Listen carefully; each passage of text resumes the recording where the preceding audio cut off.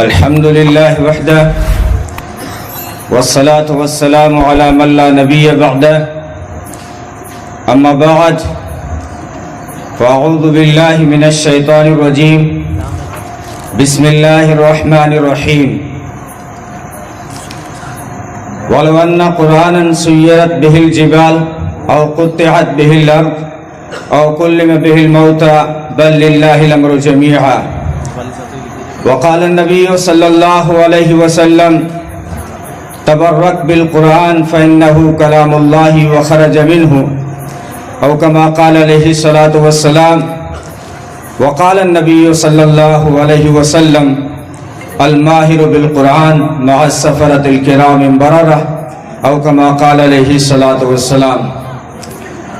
جناب صدر، لائق فخر، قابل قدر جمعیت علماء راجستھان کے نائب صدر ولی ابن ولی ریگستان کے جانشین حضرت مولانا حبیب اللہ صاحب قاسمی اور خصوصی مہمان حضرت مولانا محمد آدم صاحب اور کانگریس پارٹی کے عظیم لیڈر فتح محمد صاحب اور گڈرا روڈ کے پردھان سلمان خان اور آپ تمام خصوصی مہمان، قابل قدر احترام علماء کرام، محترم دوستوں، بزرگوں اور عزیز بھائیوں، اللہ تبارک و تعالیٰ کے بے شمار انعامات اور احسانات ہیں کہ جس نے ہمیں انجمن بزم ولی میں قرآن کی نسبت سے، تکمیل حفظ قرآن کی نسبت سے جمع ہونے کی توفیق عطا فرمائی۔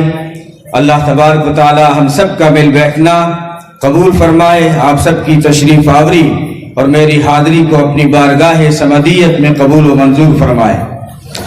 دوستو، مجلس کے مطابق تھوڑی سی گفتگو کروں گا، چونکہ یہ تکمیل حفظ کی مجلس ہے۔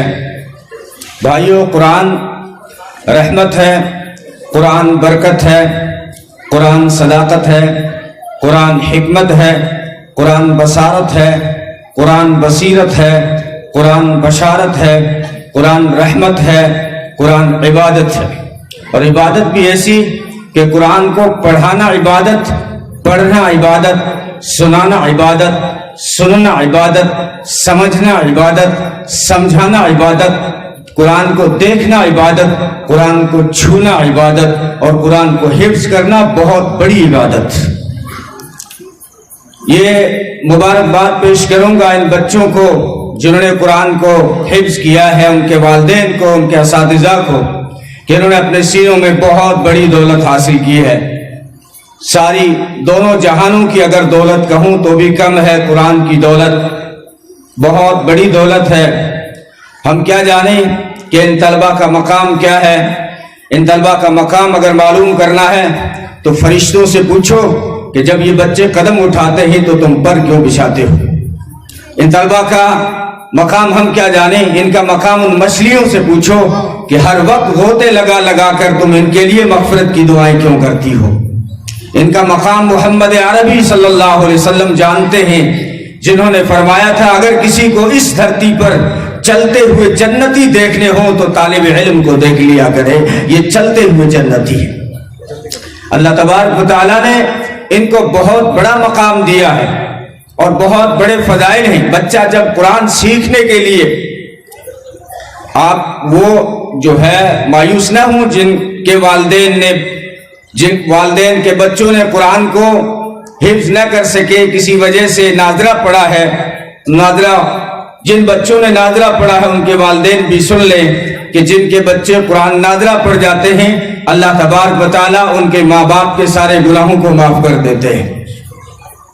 اور اللہ تبارک و تعالیٰ حدیث میں ہے کہ نبی پاک صلی اللہ علیہ وسلم نے فرمایا کہ جب بچہ قرآن کو سیکھنے کے لیے ایک قدم اٹھاتا ہے یا ایک حرف سیکھتا ہے، اللہ تبارک و تعالیٰ اس کے لیے جنت میں پورا شہر سجا دیتے ہیں۔ گھر نہیں کہہ رہا ہوں، من بنا للہ مسجدا بنا اللہ لہ بیتا فی الجنہ، بہت سارے نیک اعمال ہیں جن کے اوپر جنت میں گھر کا وعدہ ہے۔ حق ہونے کے باوجود تم جھگڑا چھوڑ دو, جنت کے بیچوں بیچ گھر دلانے کی ذمہ داری لیتا ہوں. بہت سارے اعمال ہیں لیکن یہاں بات گھر کی نہیں ہے. تو نبی نے فرمایا جب بچہ ایک حرف سیکھتا ہے یا ایک حرف سیکھنے کے لیے, قرآن سیکھنے کے لیے قدم اٹھاتا ہے, ایک قدم اٹھانے کے بدلے میں اللہ اس کے لیے جنت میں پورا شہر سجا دیتا ہے. وہ شہر کیسا ہوگا؟ یہاں مفسرین بھی بیٹھے ہیں, میں اکثر جگہ یہ روایت بیان کرتا ہوں اور یہ بتا بھی دیتا ہوں کہ شدید قسم کی ضعیف حدیث ہے. خطیب نہیں بتائیں گے تو پھر کون اور بتائے گا.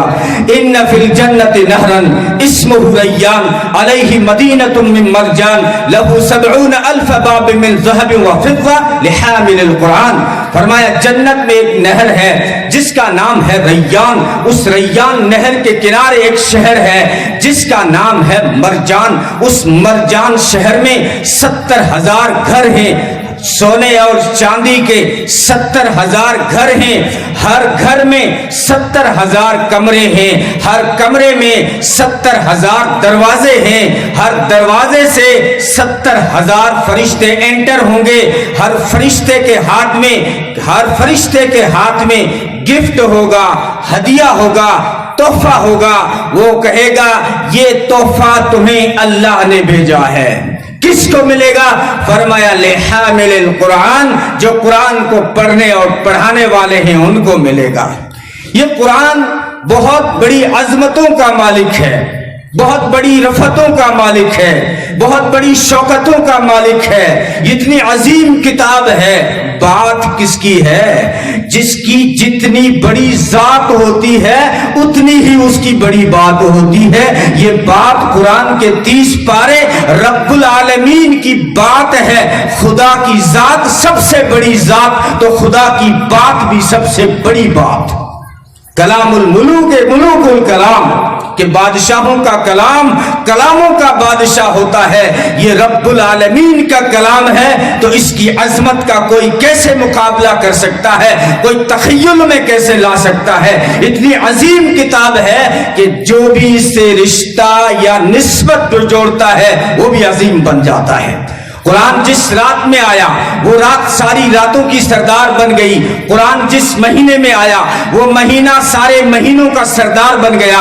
قرآن جو فرشتہ لے کر آیا وہ فرشتہ سارے فرشتوں کا سردار بن گیا.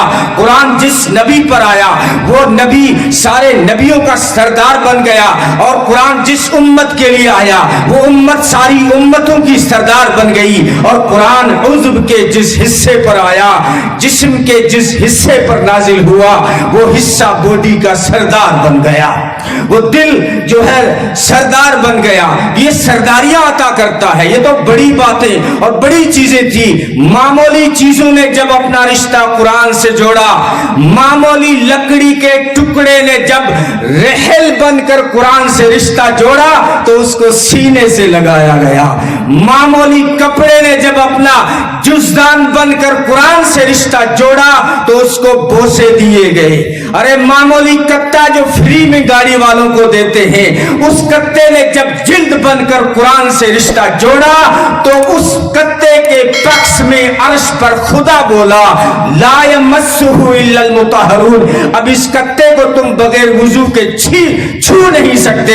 کیوں؟ اس لیے کہ اس نے اپنا رشتہ قرآن سے جوڑ لیا ہے. مسلمانوں, اگر ہم قرآن سے رشتہ جوڑ لیں تو کیا ہمیں عزت نہیں ملے گی؟ میں تو کہا کرتا ہوں, میرا اپنا نظریہ ہے کہ قاسم نانوتوی کو عزت ملی ہے تو قرآن کی وجہ سے, تھانوی کو عزت ملی ہے تو قرآن کی وجہ سے, شیخ الہند کو عزت ملی ہے تو قرآن کی وجہ سے, آپ کے شیخ عبد الکریم ولی ندوی کو بھی اگر عزت ملی ہے تو قرآن کی وجہ سے ملی ہے.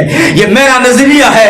جس کو بھی عزت ملی, قرآن پڑھے لکھے بہت آئے, جیبوں میں ہاتھ ڈالنے والے بہت آئے, لیکن علامہ اقبال کو عزت کیوں ملی؟ پڑھے لکھے ڈگریاں والے بہت آئے, اقبال کو اسی لیے عزت ملی کہ اقبال کو عزت قرآن نے دلائی ہے. اقبال کو عزت قرآن نے دلائی ہے. تو ہم بھی عہد کریں, اس قرآن سے رشتہ جوڑیں. ان بچوں کو حقارت کی نگاہ سے نہ دیکھا کریں. آپ سنتے رہتے ہیں کہ یہ قرآن کے حفظ کرنے والے بچے 10 افراد کو جنت میں لے جائیں گے, 10 رشتہ داروں کو جنت میں لے جائیں گے. لیکن یہ بھی سنتے جاؤ کون سے رشتہ دار ہیں جن کو یہ لے جائیں گے. وہ رشتہ دار جو ان کے حفظ میں ان کی ہیلپ کرتے ہیں یا محبت کی نگاہ سے دیکھتے ہیں. اگر حقارت کی نگاہ سے دیکھا کہ ملا جا رہا ہے ملا، ہاں ملے کو سندھیوں تم نے بہت بدنام کیا ہے لیکن یہ تمہارا محسن ہے. جب تو پیدا ہوا تو اذان دے مولوی، جب تیرا نکاح پڑھائے تو مولوی، تو مرے یا بیمار ہو تو کلام پڑھے مولوی، مر جائے تو جنازہ پڑھے مولوی، پھر بھی تو بکے ہائے ہائے مولوی. یہ کوئی سمجھ میں آنے والی ہے؟ ایسے منافقوں سے اللہ بچائے.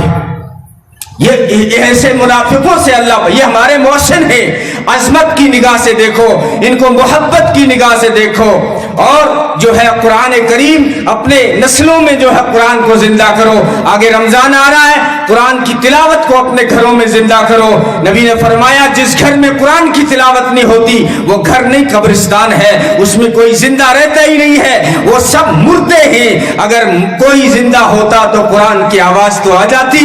لیکن کیا وہ زمانہ تھا کبھی کہ مسلمانوں کے محلے میں اگر کوئی صبح چلا جاتا تو قرآن کی تلاوت کی آواز آتی تھی؟ لیکن آج جاؤ اور فجر سے پہلے جاؤ یا فجر کے بعد میں ٹڑو ٹڑو کی آواز تو آ جائے گی، ڈمڑو ڈمڑو کی آواز تو آ جائے گی، لیکن قرآن پڑھنے والے قبروں میں چلے گئے، قبروں میں چلے گئے. وہ لوگ تھے جنہوں نے نبی کی بیٹی فاطمہ نے کہا تھا یا اللہ تو نے رات اتنی چھوٹی بنائی ہے کہ تیرے نبی کی بیٹی 2 رکعتوں میں پورا قرآن بھی نہیں پڑھ سکتی، اس سے پہلے فجر ہو جاتی ہے. وہ لوگ تھے جنہوں نے تلواروں کے نیچے قرآن پڑھا. جب کربلا کے میدان میں حسین سے پوچھا گیا کہ تم تلوار کے نیچے قرآن کیوں پڑھتے ہو، کہنے لگے میں قرآن کیوں نہ پڑھوں، میری نانی وہ نانی تھی جنہوں نے فاقوں میں قرآن پڑھا، میرا نانا وہ نانا تھا جنہوں نے پتھر کھائے طائف میں اور قرآن پڑھا، میری امی وہ امی تھی جنہوں نے چکی چلا کے قرآن پڑھا، میرا ابو وہ ابا تھا میرا کہ جس نے جنگ کے میدان میں گھوڑے پہ قرآن پڑھا، اور میرا بھائی حسن وہ بھائی تھا جس نے تخت پہ قرآن پڑھا. تو حسین تلوار کے نیچے مست ہو کے قرآن کیوں نہیں پڑھے گا؟ وہ قرآن پڑھتے پڑھتے چلے گئے. وہ قرآن، تو ہم بھی قرآن کی تلاوت کو زندہ کریں. جس گھر میں قرآن کی تلاوت ہوتی ہے، حدیث میں ہے وہ گھر آسمان والوں کو یوں چمکتا ہوا نظر آتا ہے جیسے دھرتی والوں کو آسمان کے ستارے چمکتے ہوئے نظر آتے ہیں. یہ عہد لے کے اٹھے کہ قرآن کو زندہ کریں گے اور قرآن کے علوم کو بھی زندہ کرو، قرآن کو سمجھ کے بھی پڑھو. اگر کسی عزیز کا، رشتہ دار کا خط آ جائے یا واٹس ایپ پہ میسج آ جائے اور وہ انگلش میں بھیج دے، اگر ہمیں پڑھنا نہیں آتا تو پڑھے لکھوں کے پاس جاتے، ماسٹر صاحب یہ بھائی صاحب نے میسج بھیجا ہے ذرا پڑھ کے دو. بڑی فکر ہوتی ہے میرے محبوب کا میسج آیا ہے، لیکن ہمارے پاس رب کا آیا ہوا میسج موجود ہے، رب کا آیا ہوا پیغام موجود ہے. یہ قرآن رب کا بھیجا ہوا کلام ہے. کبھی فکر کی کہ خدا کہنا کیا چاہتے ہیں 30 پاروں میں؟ اس لیے سمجھ کے بھی قرآن کو پڑھو گے تو پھر تمہیں اسلام میں بہت وسعت نظر آئے گی. ابھی جو